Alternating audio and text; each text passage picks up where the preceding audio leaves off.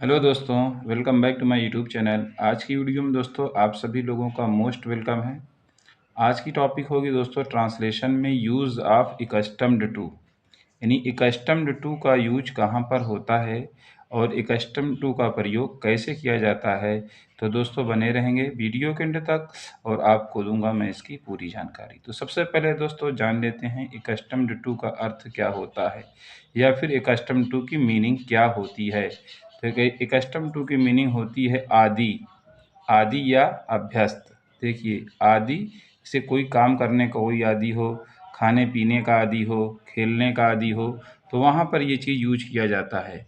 तो चलिए दोस्तों बात कर लेते हैं सबसे पहले कि अगर एक कस्टम टू का यूज करना है तो हमें सबसे पहले कि सब्जेक्ट और उसके बाद इज आर एम या फिर एक कस्टम टू और वी फोर का मतलब कि वर्ब में आईएनजी जो जुड़ता है उसी को वी फोर हम बोलते हैं। ठीक, यानी वर्ब की चौथी फॉर्म यूज की जाती है।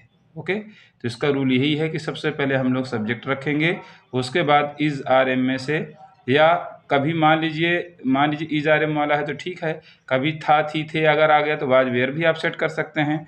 ज़रूरी नहीं कि इज आर एम ही आप सेट करें। ठीक है, यानी हेल्पिंग वर्ब कह सकते हैं हम यहाँ पर यूज करेंगे। जो भी हेल्पिंग वर्ब होगा वही यूज करना है।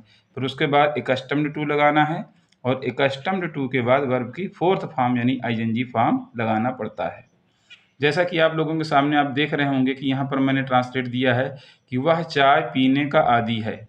देखिए दोस्तों हम कैसे पहचानेंगे कि एक कस्टम टू का ये ट्रांसलेट है। तो यहाँ पर आप देख रहे हैं आदि है लिखा है तो क्लियर है, या फिर हिंदी में अभ्यस्त है ये भी लिखा रहेगा तो समझ जाइएगा कि इसका ट्रांसलेशन जो है एक कस्टम्ड टू से किया जाएगा।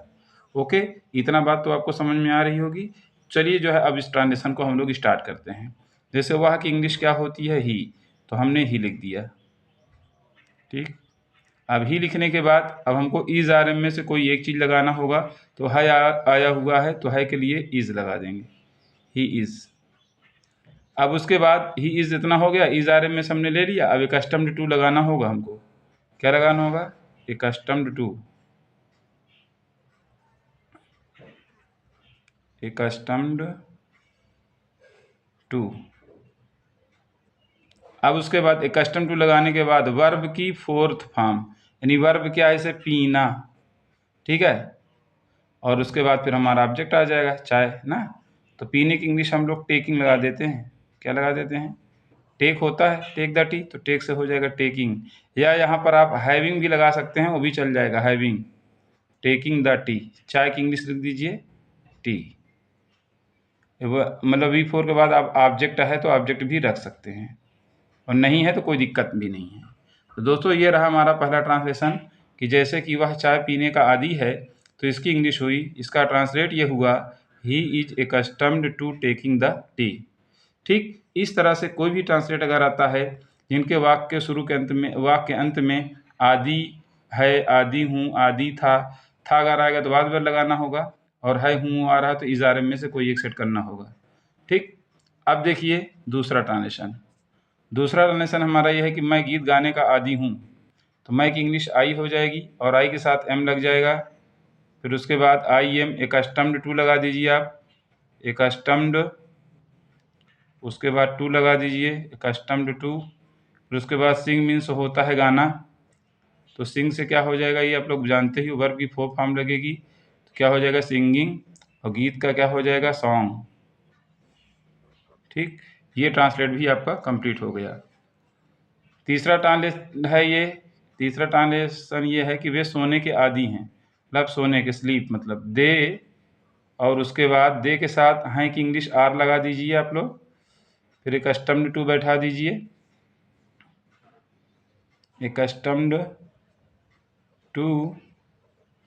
अब यहाँ पर ऑब्जेक्ट नहीं है, खाली वर्ब आई है तो आप स्लीपिंग कर दीजिए बस। स्लीप सोना होता है, आईएनजी जोड़ दीजिए।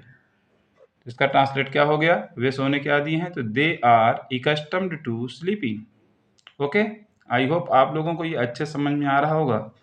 ठीक, लास्ट वाला आपको मैं दूंगा करने के लिए, आप उसे कमेंट बॉक्स में रिप्लाई ज़रूर करेंगे, और अगर आप इस तरह से प्रैक्टिस करेंगे तो आपको भी इसका ट्रांसलेट आने लगेगा। यूज आप दोस्तों सीखना बहुत ज़रूरी है, खाली टेंस सीख लेने से काम नहीं चलता है। सो गाइज, अगर आपको वीडियो अच्छी लग रही हो तो चैनल को सब्सक्राइब कर आगे तक शेयर ज़रूर करें। लड़के क्रिकेट खेलने के आदी हैं, लड़के के लिखेंगे द बॉयज़, द बॉयज़। अब ये प्लूरल नंबर है, आर लगा दीजिए। फिर उसके बाद एकस्टम्ड टू लगा दीजिए, एकस्टम्ड टू। उसके बाद प्लेइंग,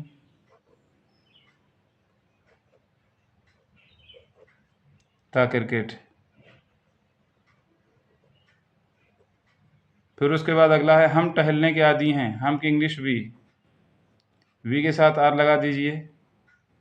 फिर उसके बाद एकस्टम्ड टू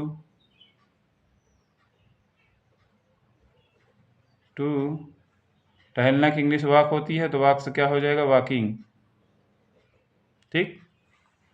फिर उसके बाद अगला ट्रांसलेट है हमारा, वह बात करने का आदी है, तो वह की इंग्लिश ही हो गई, ही के साथ इज लगा दीजिए। फिर एकस्टम्ड टू लगा दीजिए, टू। उसके बाद क्या हो जाएगा, टॉकिंग,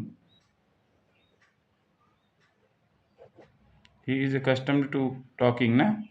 फिर उसके बाद दोस्तों लास्ट वाला जो है ये आपको करना होगा, रवि गीत गाने का आदी है। इसका क्या होगा, आप इसे कमेंट बॉक्स में इसको कमेंट ज़रूर करें, जो आपको आता हो। अगर सही रहेगा तो हम सही कर देंगे, गलत रहेगा तो सही बता देंगे।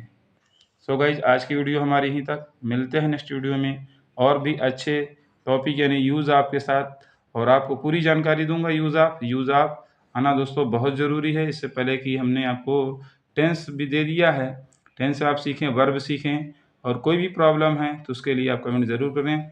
तो दोस्तों आज की वीडियो हमारी यहीं तक, मिलते हैं नेक्स्ट वीडियो में, तब तक के लिए बने रहें दोस्तों वीडियो पर। Thank you so much. Okay.